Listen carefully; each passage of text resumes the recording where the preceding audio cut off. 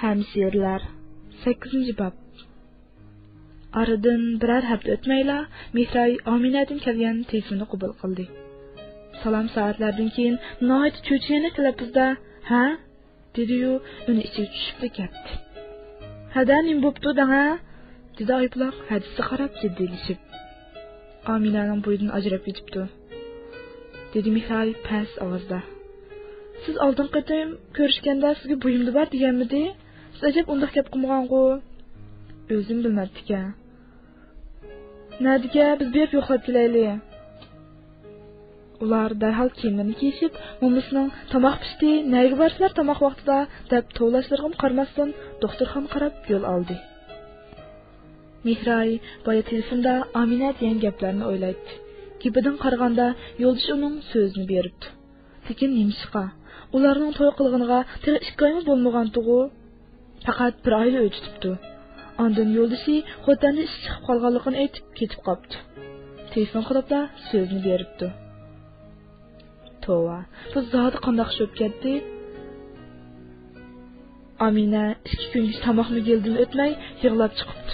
2 kun kechirabda bo'yidan ajrab ketganlar asli bo'yida borligini bayqabdi. Uni shundoq taqvo kishi deb sifatlagan edi-ku. Uning bir mazlumni mushundoq vayron qilishiga, mushundoq bo'zaq qilishiga nima sababchi bo'ldi?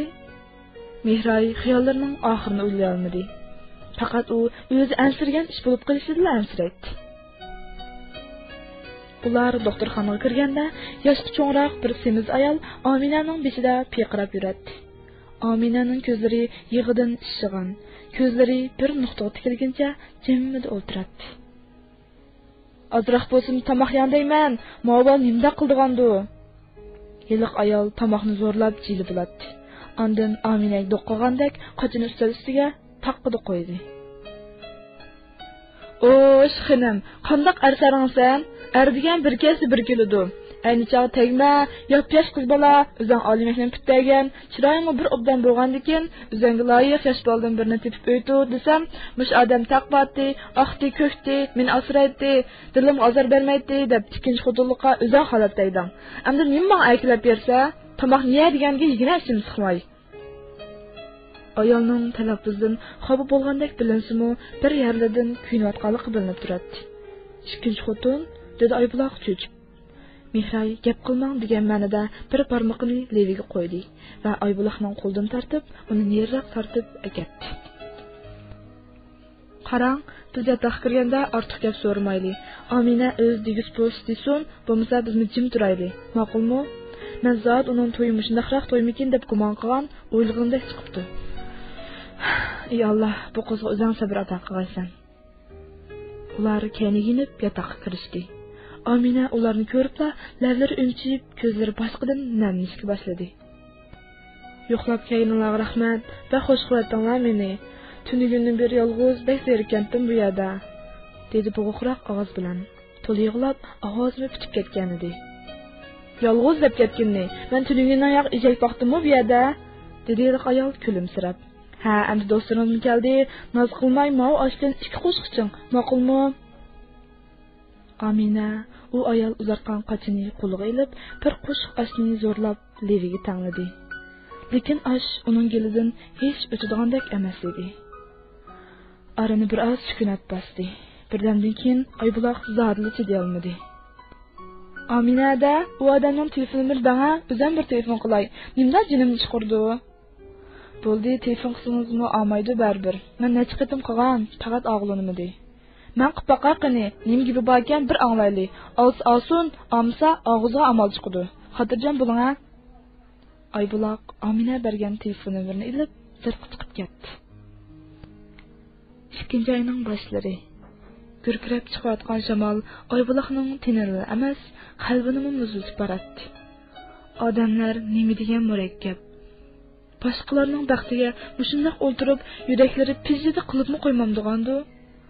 Agar bu jahonda o'zining dindosh qarindoshlaridanmi mushundoq yomonlik ko'rgan ish bo'lsa, mengu maktabni bitirmay, jamiyatning qandoq bo'lganligini bilmay o'tib ketgan tuzukkan. "Voy, kim bo'lsiz?" Qarshi tarafdan o'tir yoshlardagi bir odamning ovozi anglandi. "Voy, siz Abduvalima?" Ha, men Abduvali hojim. Yey, qachondan yaqin mening oldimda o'zingizni hojim deb ataydan bo'lib oldingiz? Kim bo'lsiz? Hech taniyolmadim-ku. To'a, menim tanımagan gapma? Undaq emas-ku hojim. Yaqindan yaqin barcha qizlar bilan tanishib ketib boramsiz nima? Voy, rostli bilmadim. Siz kim o? Xotiningizdan indimi nima? Nimda tilingizni chaynaysiz? Yo'qay, xotinim doktorxonaga yetib qolibdi ekan. Ha, kasal beqotiman dang. Yo'qay, men kasal beqib yuramdimi? Kuni biroq qaytam yo'qlab qo'ymasam bo'lmas. Urumchiga qachon kelsiz? Bilmadim. Ertagunning ichida qaytib boramanmikin? Amis kelsangiz, telefon qiling, unutib qolmanjimi? Telefonni qo'yib, Aybuloqning ko'ngli baxtli beodam bo'ldi. Bir tarafdan boyam o'zining qilgan qiliqiga ichib tushsa, bir tarafdan Amina taqvo deb tasvirlagan bu kishining amaliyotda bir xotin purish buzuq ekanligini his qilganlikqa ichib tushdi. Agar rostli yuragida ozroq iymoni bor odam bo'lsa, bir notanish qiz telefonda noynoqib bersa, "Ukam, kim bo'lsiz? Ishol bo'lmasa, avval qilma meni" deb telefonni uzaytar edi. Kim biladi, ertagun maxsus mushu notanish janam bilan ko'rish uchun qaytib kelamdi. Hey bichara qiz. Acaba siz uning mushundaq mijozdan qilch xabarsiz qolganmi? Yoki ko'rsangizmi, qalbingizdagi o'sha xatolik ustiga qurilgan muhabbat sizning ko'zingizni ko'r qilib qo'yganmi? U Aminaga nimdab tasalli berishni bilolmay, sirti birdam turdi. Koridorning beshetki deraza qiya ichiqliq bo'lib, shamol uning yuzlariga tegib turadi. U odam atiguning ichida yinib kelgudek, kelib siz bilan yinishman deydi-ku. Rostmi? Mehray bilan paranglashib o'ltirgan Aminaning ko'zlari nurlanib ketdi. Siz shundoq bo'lsa xohlaysiz, shundaqmi? U nimdek so'zingiz bergan? Ayoli bizning nikohimizni bilib, shu qizni qo'yib etmasang men o'laman deb tahdid ekan, yana kelib ayolning yuraklisi borkan to'q. Kesli qo'zg'ilib doktorxonaga kirib qopti. Ha, mundaqdan. U siz bilan nikoh qildirishni ilgari ayolning qarshi turganligini o'ylab ekanmi? Ayolim bek taqvo, bilsin hargiz qarshi turmaydi degandi. Amina, sizga ikki og'iz gap qilay, deb so'zni boshladi Aybuloq. Hozir jahonda musulmonlarning ahvoli qanday bo'lyotidi? Xabaringiz bormi? Balkim bilishingiz mumkin. Indoneziya dunyodagi eng chong musulmon davlati. U davlatning fuqarolarining ahvoli nihoyat xarob. Behmo kambag'alchilik yashaydi. Hozir u davlatga xristian missionerlari shunchalik ko'p beribdiki, ularning da'vati kuchayib, hatto ko'ch-ko'ylarda, tashviqot vositalarida ochiq oshkora xristianlashtirishga yetib beribdi. Arablarning ichidagi ba'zi da'vatchilar mushunday ahvollarga qarshi turish uchun boylardan iqtisodiy jihatdan yordam so'ragan. Lekin boylar hajga kelgan hojilar uchun pul xarjlashga rozi ekan-ku, bunday ish uchun pul xarjlashni xohlamaydi ekan. O'ylab ko'ring, mush ikki ishdan qaysi muhim? Bugungi kunda biz musulmonlar mushunda holga tushib qoldik.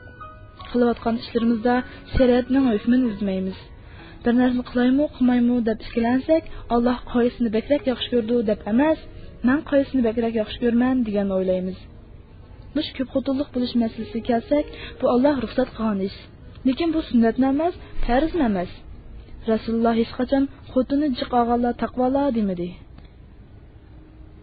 Alloh haq subhan va taolomu biri bilan ko'payinsinlar, zulm qilmaslik eng yaqindir dedi. Lekin nima uchun pul topganlarning hammasining manch xotini og'iz keldi? Chunki ularning qalbida musulmonlar yo'q, Allohning sevgisi yo'q. Yoki nihoyat ojiz. Albatta bir qism ojizalarga homiy bo'lib kelayotganlar buning sirtida. Bizga ustozimiz bir kishini tanishtirdi. Ikki putini boshqalar urib sundirayotgan-kan, boshqalarga diniy dars berib kelibdi. Har qanday ig'ir sharoitim chekinmabdi. Oxiri bir qiz uning bilan turmush qurishni xohlabdi. Yigitning puli bo'lmag'ach, dadasidan qolgan bir don Qur'on Karimni to'yliq qilibdi. Qarang, nimadegan baxtli bir juftlar. To'ydan keyin ularning turmushi xuddi sahobalarning turmushidek yo'qsiz, lekin to'lim ko'nglik o'tibdi. Sinoqlar bisho kelibdi-yu, lekin zotli chekinmabdi. U hojim silishib beqna, dunyo topgan odam shunday qo'shini bilmay qolamdi. U ayol uning ayoli bo'lsa, siz nimasi? Sizmi ayolimi yoki oshinsizmi? Nima uchun u ayol men o'laman deganda, o sizni hech ikkilanmayla nerdir deyalaydi? Rasululloh sallallohu alayhi va sallam bir kishining o'zi mas'ul bo'lishga tegishli kishini tashlayotganligi uning gunohkor bo'lishiga yetarlik bo'ldi, demadimi? Siz bunday odam uchun qayg'urmang do'stim. Sizga rostini aytay. men boya telefonda u kishiga o'zimning sizning do'stingiz ekanligini aytmadim. Azroq arkilab yoqib qo'ysam, sen kim u deb qo'ymasdan mendan bakrak xiljonlab ketyotdi. Shu kishini siz taqvo deb sifatlabsiz. Alloh taolo Qur'on Karimda qanday kishilarni muttaqi deb tasvirlagan bilamsiz? Mushundaq shahvoniy nafs uchun imonini sotadigan, hiyla bilan nafsini qondiradiganlarnimi? Millionlab pul topgan odamning birariga necha million pul bergandan ta'sirlanib ketdingizmi? U mayli hammasini sadiq qilasizmi? Buni uning Alloh bergan. U taqvo yoki mu'min degan nomga aslo loyiq emas ekan. Bayman, u siz bilan yarashadigan bo'ldi desam, shunchalik xushal bo'ldingiz. Sabr degan qandoq narsa? Sizning uyingiz bir ofatda vayron bo'ldi.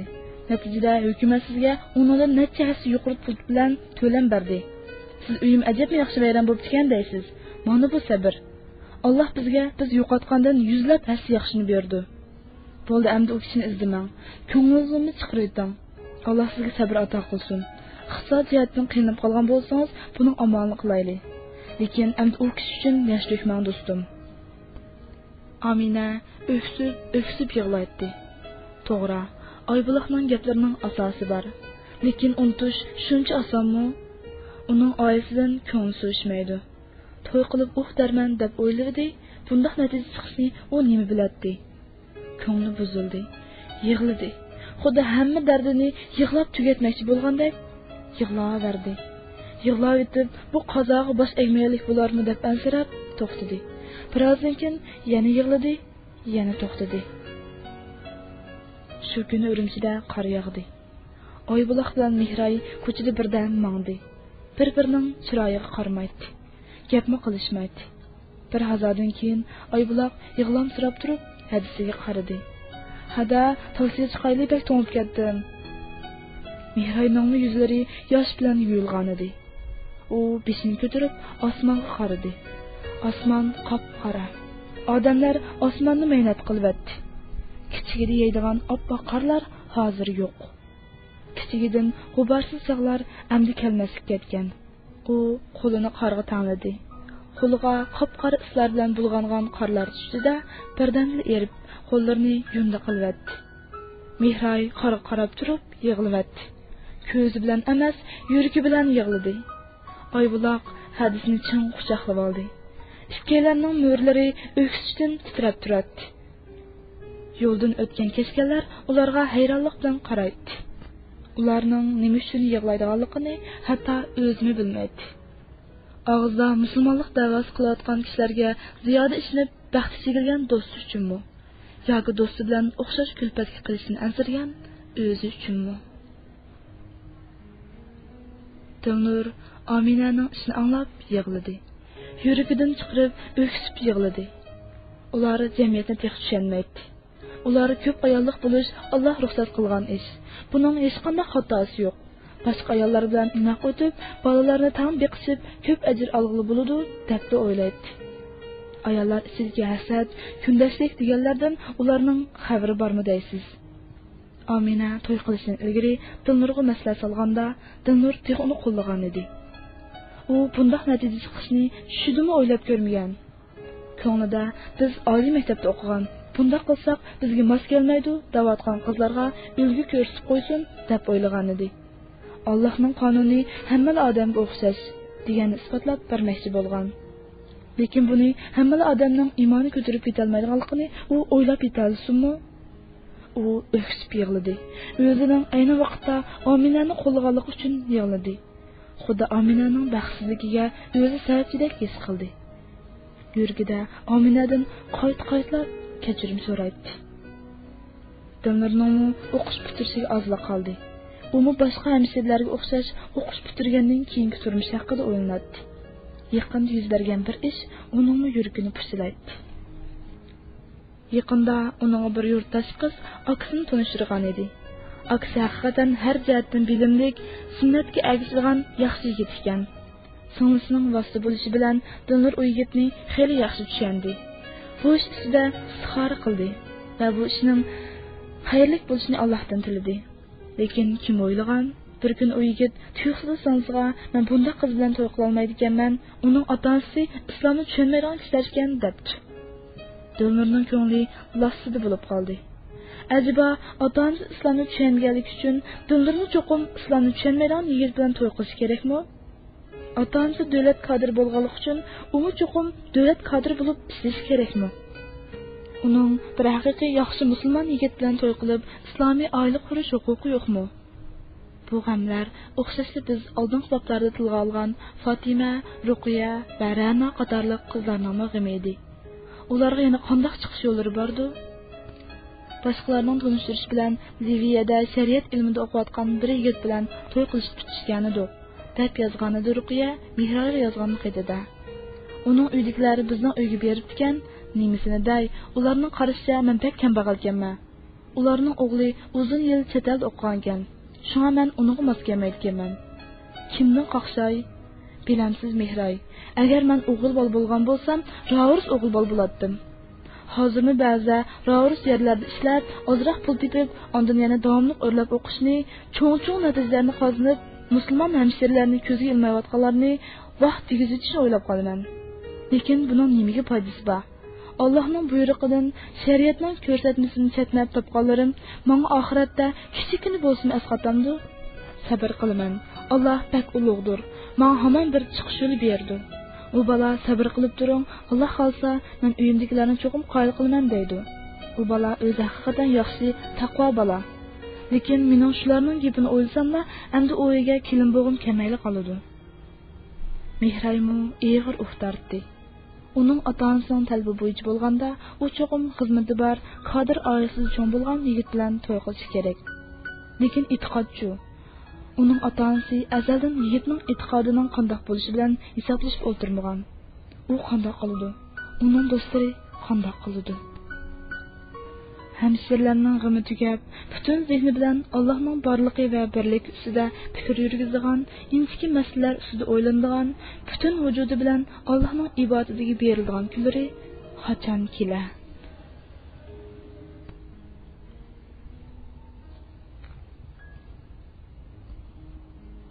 Hamshirlar xotima.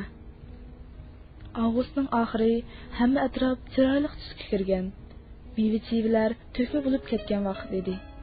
Fatima, Dilnur va Ra'no Mihraylar Urumchidagi Zamzam testamaxonasida ko'rishdi. Bu do'stlarning ba'zilarining ko'rishmaganiga bir necha yil bo'lib qolgan edi. Bizchu ko'rishmagili 3-4 yil bo'lib qoldi. Tova ko'zni yumib ochqicha bir o'yni beshimiz kiyib qoldik. Siz ana bo'pmi qopsiz mana? Dedi Dilnur Mihrayning qo'lida nik pushildab uxlayotgan buvaga qarab. Nimandoq umoq deyman bu qiz. Chiroy opisiga o'xshabdi. Opisining chiroyli bilamdi nima? O'ltirib tomoqlarni bo'lishgandan keyin ular o'zlarining hozirgi ahvoli haqida so'zlashishga boshladi. Sizlarga to'y qilib xotirjam bo'ldinglar, Sidirana piyolik chayni o'tlag'ach. Men qanday qilaman? Ajab bishimga g'am tushdi. Oldim kelganning biri undoq, biri bundoq. Ko'ngil yorug'dakdan biroz chiqmadi. Qanday qilaman? O'tganda shundoq yaxshi taqvo bir bola uchirgan. Opamga desam, sen Urumchilik turib xo'talik degandim, hech bo'lmasa shimolning biror yerini top, janubga ketma deb qat'iy unimadi. Bu opamni gap kirgizishga yo mening ko'zim yetmaydi. Qanday qilaman? O'qish bitirgandan yoqi bir yerda bir shirkat ishlab turdim. Opam imtihonda oqqul ko'qqul deb ko'zim kirilib, hech aram bermadi. Shirkatning maoshining asla tayini yo'q. Voyjon, bo'l qoqshmaychi desam gap chiq. Shu to'y qilganing gapini qilmang-a, dedi Fatima. Ayol kishi zodi nima to'y qilgandi? To'y qilg'ili mana 3 oy bo'pti. Hozirli bu turmushni izlaydim. Opamning uyiga bir berib kelsam, cho'ng'ini qorug'siz qilydi. Mushoy mushkunda qiynati bilan bildirgan nadi bor? Dilnur bilan Mihray bir-biriga qarab kulimsirishib qo'ydi. Hay Mihray, sen to'y qilib qaqshaydigan ishing yo'qmi? Sen bek rozi o'xshamamsan turmushingdan. Mihray bolsiga qarab qo'ydi. Qizi dunyoning g'amlaridan xabarsiz uning qo'lida tatliqni uxlayotdi.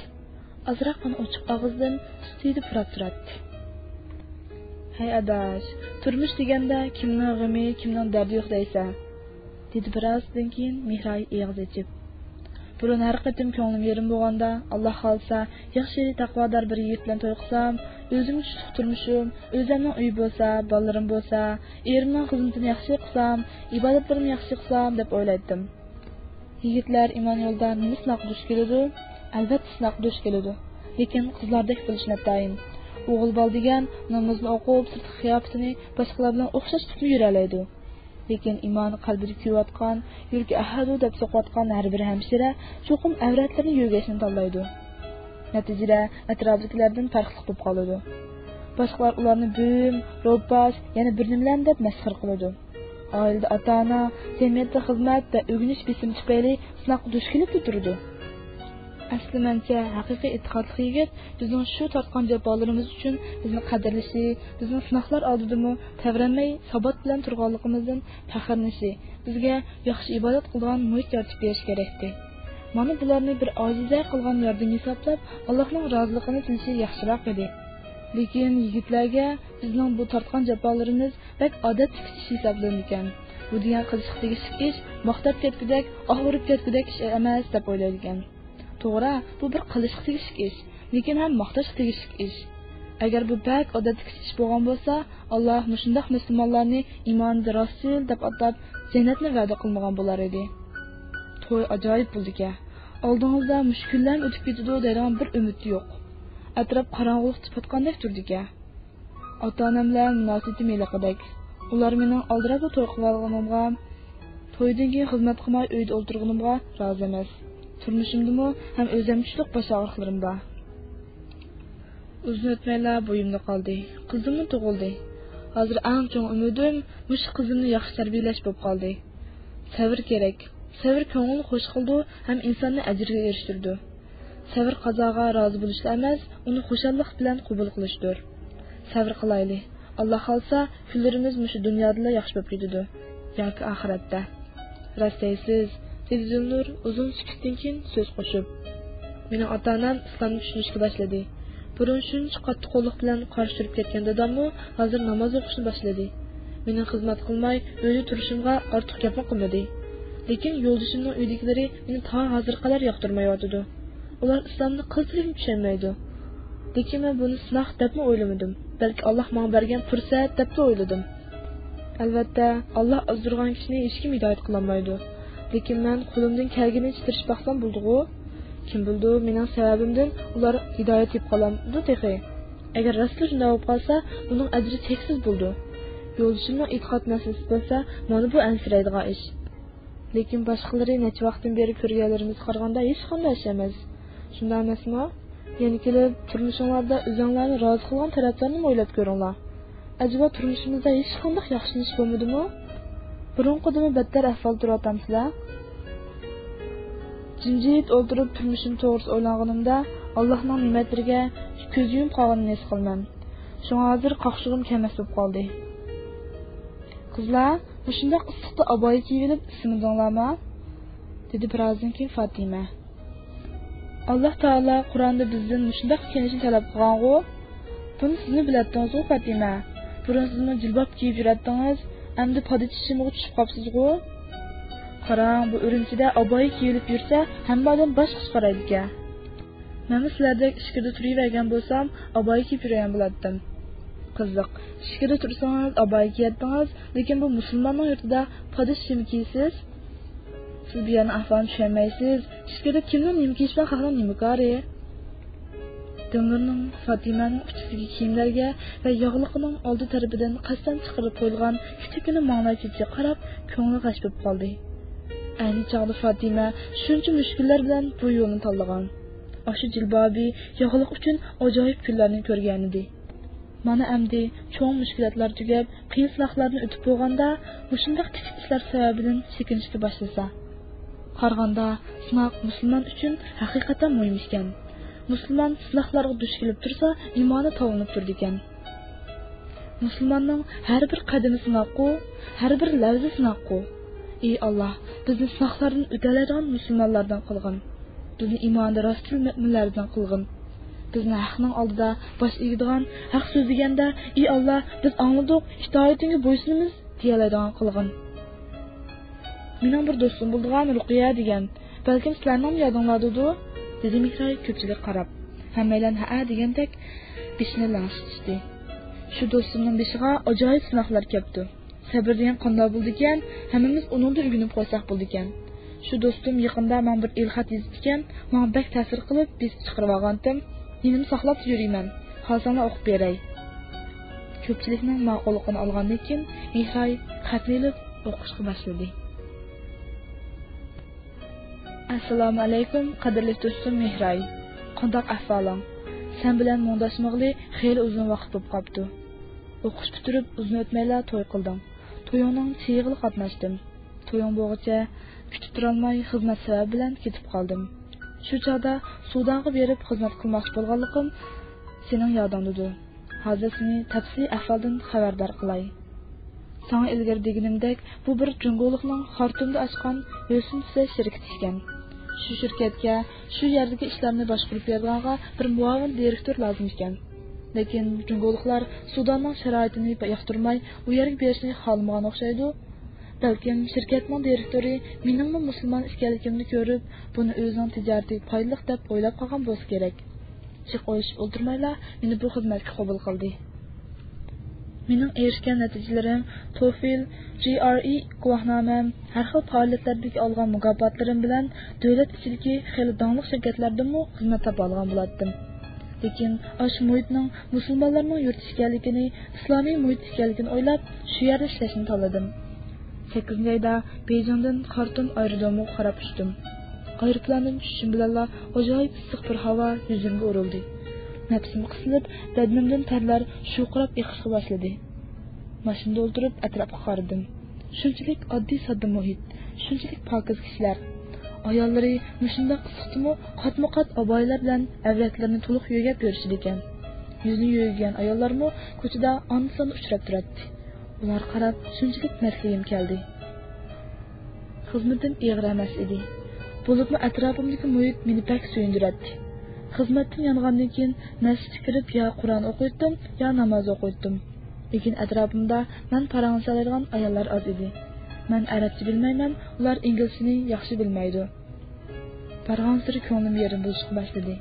Chunki men faqat vaqtli qiyinchiliklarda bu yerda mahramsiz turib Allohdan bu mushkulotlarni ko'tarishni tildim. Oxiri uyga qaytishni nima bo'lsa beshimga kelganini ko'ray deb o'yladim. Dal shu vaqtlarda burun masjidiga yetib bergan yilqi yigit menga ilxat yo'llabdi. Xatida oxir uydagilarning ma'qulligini olganligini, men xohlasam men bilan to'y qilish orzusi borligini aytibdi. Bir hafta istixora namozi o'qidim. Ko'nglim bag'asir yo'rib ketadi.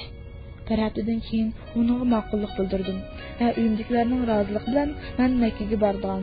U Makkaga kelib o'qiyotgan edi. Shu yerda ko'rishib nikoh qildirgan bo'lishdik. Xartumdan bevosita Makkaga bora olmadim. Avval Pokistonga bordim. Pokistonda bir oy turgandan keyin Roziyatning oldingi kuni Makkaga tushdim.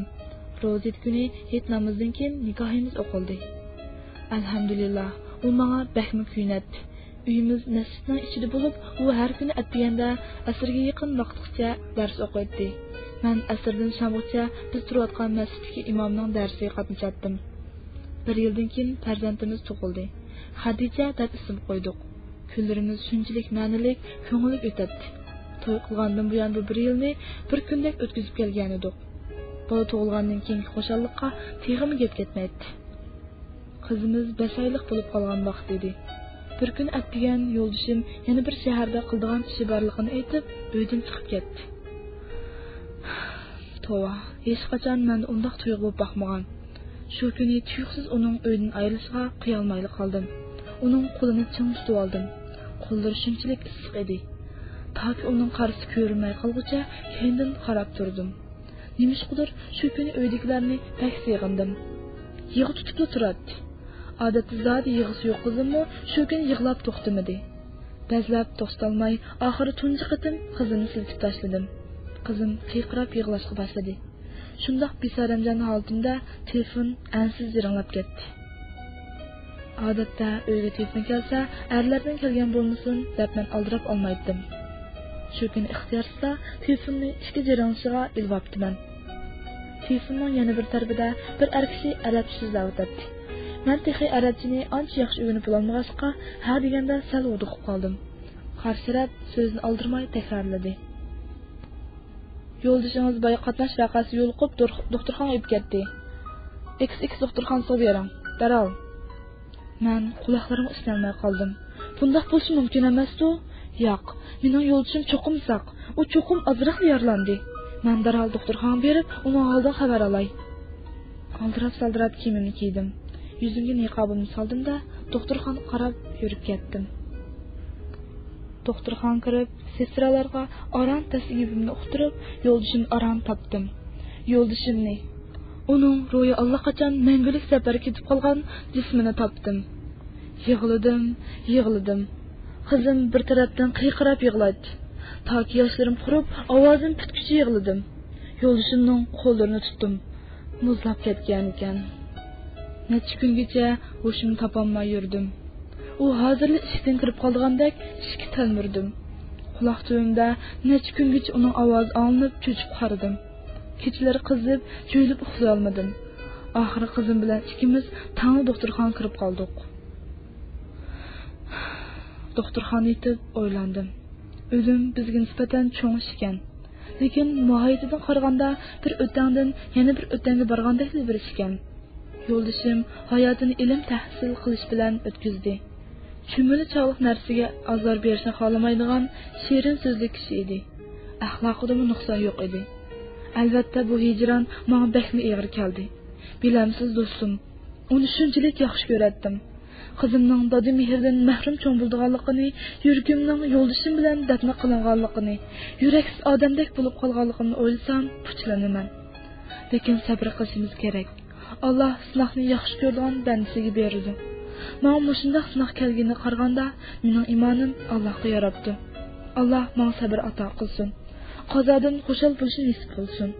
Yo'ldishimning barliq gunohlarini xuddi oq xasidek poklasin. Amin. Mehrai xatni o'qib bo'lganda bir tomchi yoshi qizning yuziga tomdi. Boshqa qizlar hammasi yig'ilishayotdi. Men amdargiz qo'shmayman. Allah hakim. Allahning menga o'rlashtirishda Allohning hikmati bor. Allohdan har ishning yaxshiligini tilayman. Hamda Allohning o'rlashtirishiga xushallik bilan bo'ysunaman. Dedi Rana bir nuqtaga tikilguncha qat'iy ovozda. Men o'zim tekshirmasam bo'lmabdi. Bichora Ruqiya hozir nima kun ko'rayotgandi? Kishining yurtida hech urug' tuqun yo'q yerda. Menmi o'zim imom bor deb yuribdiman, dedi Fatimami. Dilnurmi qo'lidagi piyola qarab xiyol surib o'ltiradi. Burullarning uchi qizirib ketgan edi. Qizlar endi qaytamdiq? Bu oshxonada bek uzun o'ltirib oldik. Sal turib duo qilib beraylik deb bir fikrimsiz yana, dedi Mehray. Qizlar kulib tashlashdi. Bo'ladi inshaalloh. Bugun bek yaxshi ko'rishib oldik. Yaxshi suhbatlarda bo'ldik. Alloh xolsa bizning atrofimizda farishtalar yig'ilib ketdimi texi? Albatta, cho'qim shundoq. Allohning va'dasi barhaq. Alloh mo'minlarga bergan dunyo va oxiratda aziz qilish to'g'risidagi va'dasini barhaq. Amiz qizlar bir duo qilib olaylik.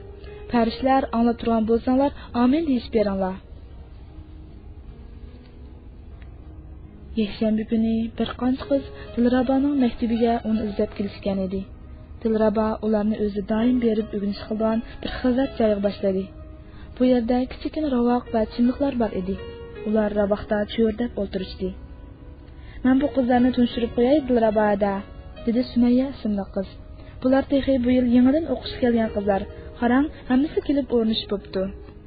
Alloh rahmat qilsin, hamshirlarim. Alloh sizlarga cheksiz ajr bersin. Sizlarning bunday kelishinglarni oilanglar qo'llamdi yoki o'zinglar xalab kedinglarmi? Mening uyimdagilarga namozlar joyida, opamni mushunday o'rinda ayol. Mendan ansirab bunday kimsan bo'ladi deydi-yu, Allohdan qo'rqib chiq birim deyolmaydi. Lekin ma'u qizlarning uydagilar behli qarshi. Agar uydagilar bisim qilsa qilsalar, bisim qilsalar, uydagilar bisim qildi deb Allohning qonunidan kechimizmi? Dedi ta'tirinchoq ko'rgan bir qiz bo'shqin ovozda. Alhamdulillah, qarg'anda aramizda hamshirlar uzilib qolmoqdak. Mayli qandoq ish bo'lmasin, iymoninglarda ching turinglar singlarim. Hada, hamshirlar tugab qolmaydi, dedi Sumayya doni qilib. Haqiqat qiyomat kuchi mavjud. Haqiqatni suygan islom qizlari ham qiyomat kuchi uzilib qolmaydi.